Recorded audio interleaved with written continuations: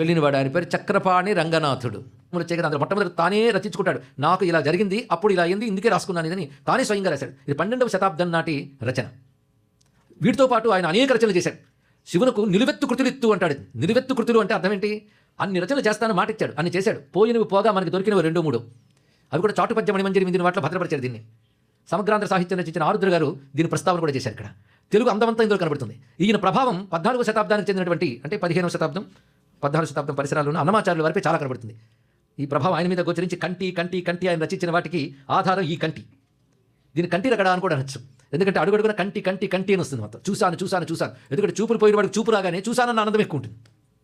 మరి శివుడు ఎలాంటి చూపించాడంటే మామూలు వాళ్ళు చూడలేని దాన్ని చూపించాడు. అంటే అసలు అది గొప్ప కావ్యం. కొన్నైనా అందాలు చూద్దాం ఎలా ఉన్నాయో. విశేషించి శ్రీశైల వల్లభుని శిఖరంబు పొడగంటి కాశీపురాధీసు గౌరీసు పొడగంటి, ఇటే అక్కడ ఉన్నటువంటి స్థితి దాన్ని చూశాను అని. పొడగంటి మయ్యామిమ్ము పురుషోత్తమ కంటి అఖిలాండకర్త నదికుని కంటి నగములు వీడు కొంటి నిజమూర్తి కంటి.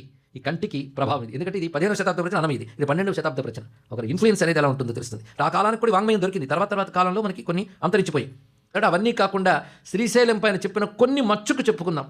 మహినప్పు శ్రీశైల మహిమనే పొడగంటి బహువేద శాస్త్రముల్ ప్రణుతి చేయుట కంటి.